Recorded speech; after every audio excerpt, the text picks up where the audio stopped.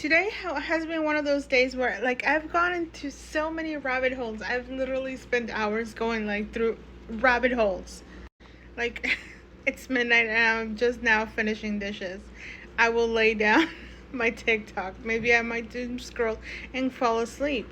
I can't stay up. I gotta go work tomorrow. But listen, there's something going on, okay? There's something that I caught my attention in the Epstein files that might apply to what's going on in the movie industry, and especially with the "it ends with us" situation. Listen, Jeffrey Epstein was receiving all these pitch decks from Robinson, like literal pitch decks, like investor book, with all the information about like investment performance proposals and stuff like that. Barry Josephson, that's his name. Anyway, he was pitching some stuff. But see, they were pitching, Major Studio Partners Film Fund, LLC, was pitching to Jeffrey Epstein in 2013. Maybe I feel like a year before too. I feel like it. I know I saw it somewhere, but I could be wrong. Why is this important? They funded like Universal Pictures, The Bourne Identity. More importantly, Savages. Isn't that freaking what's it called? The movie that Blake Lively was in. You can go to IMDb and search for Howard Schuster, and like it tells you like, you know, he founded this company, Major Studio Partners LLC, MSP, which is the one that was pitching and like going to Jeffrey Epstein. See, they're like just raising $5 billion for the production of worldwide pictures. It's kind of like what Redbird Capital does. You know what I mean? I'm not saying that they're linked with Epstein, but I'm saying that's like kind of like what they do. And if you go to the IMDb for Schuster, you will see that he financed Deadpool 2 uncredited, The Martian from Matt Damon, The Wolverine, The Devil Wears Prada with Emily Blunt, and I believe that also Deadpool and Wolverine. Correct me if I'm wrong. And see, he would get reports. In this report from his bank or something like that, it's talking about Deadpool 2 right there under Fox in 2018 in 2Q18. And again, Barry Josephson pitching to Jeffrey and going like, as you know, my feature film deals are with Red Crown and Universal Pictures, blah, blah. And this came out like in some articles recently. Jeffrey Epstein's ties to Bones producer Barry Josephson reveals said visits, auditions, and overwhelming friendship. According to the messages, Epstein and Josephson relied on each other for favors and advice. Josephson would arrange said visits for young women in Epstein's circle and would sometimes try to help with auditions. I'm telling you, he invested in some things and became a silent investor, and then would pull favors, and then some people would get auditions. Epstein, I made a video where like Epstein had received an email from somebody asking to see if Epstein knew Tom Cruise or somebody else. I wanted to say Sean Levy, but it's not Sean Levy. I can't remember. Lyman, Doug Lyman, the Judge Lyman's brother, to see if like he would pull a favor, call in a favor, and get him an audition or put in a good word with him, with these people, because he was trying to get cast in their movie. And then you can see like another. This is from today. Inside Jeffrey Epstein's Hollywood, the stars, moguls, directors, producers, and fixers in his orbit. The Justice Department's drip of documents in the case have helped complete the map of his industry connections. And you can see Tommy Mottola and like Barry Josephson right there. And then Peggy in the middle. Isn't Weinstein over here? Woody Allen for sure. We know that Blake likes to work with Woody. She's worked with Weinstein. It's all connected in my opinion. Allegedly.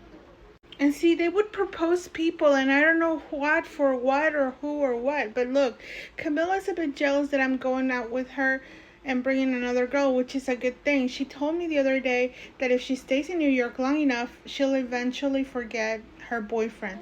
Kate is very intelligent. I'm introducing her to IMG tomorrow for their special bookings board. Wilhelmina took a pass. I think that's an agency, right? On a meeting for their artist management board because they didn't feel she was global enough.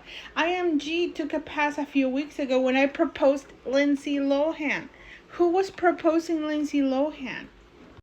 So there is a chance that IMG won't take Kate. She's in a difficult position. She's done much more than most models in the way of film and music, but she is an international music film star and is already reaching late 20s, so she's kind of in a gray area. Kate? A model. It must be a model. And remember, it's all connected, in my opinion, allegedly. Jeffrey Epstein's Hollywood pipeline ran straight to Harvey Weinstein. This is like an article from 2020. It's been years. Although I searched for Leslie Sloan in the Epstein files and I didn't find it, I did find this, that she has, her company was partly funded, like half of it like from Weinstein, and then the other one, James Dolan. Neither of them have good reputations, in my opinion. Allegedly. Now, remember artist equity. That came up in the text messages between Matt Damon and Blake Lively, right? He's like, hey, if like your soul hasn't been crushed or whatever with this whole ordeal, come to artist equity and direct. So, Artist Equity was co-founded by Ben Affleck and Matt Damon and Jerry Cardinale of Redbird Capital in November 2022.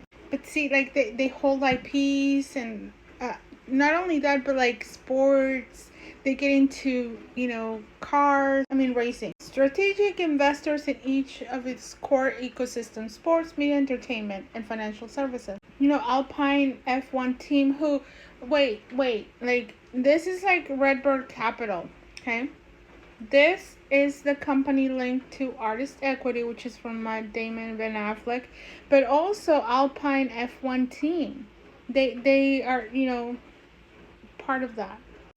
I'm thinking that Matt Damon and Ryan Reynolds like formed some sort of connection around the time that they were like working on If. Also, Amy Schumer, I was like, where does Blake Lively, why was she holding on to Amy Schumer like on SNL 50, like for dear life? You know what I mean? Like, what, like, how did they know each other or whatever? Because of If. They worked together in If. They also like move in the same circles, but you know what I mean.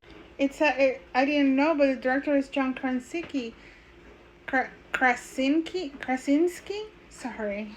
But Emily Blunt, isn't she married to him? Or are they still married? Blake's friend. Now I gotta correct myself. Okay, so, the other dude that I mentioned didn't fund Deadpool and Wolverine. Only Deadpool 2. What I was thinking about is that they used the tax credit from Canada. Because see, like, I went to IMDb and I saw the Quebec production services tax credit. And if you click on that, you see that the Housemaid was made with that kind of stuff. Deadpool and Wolverine. Deadpool. And so on is a tax program. They get like a kickback, 25% tax credit, Anyway, I feel like Ben Affleck kind of learned from Weinstein, who learned from Epstein, and like they learned the game, guys. In my opinion, allegedly. I'm not saying that Ben Affleck is like pimping out people or something. I'm not saying that he's involved in anything nefarious, but I feel like he learned the business. This is what Epstein was doing, connecting the dots, just like Ben Affleck, like with Redbird Capital is. In my opinion, allegedly.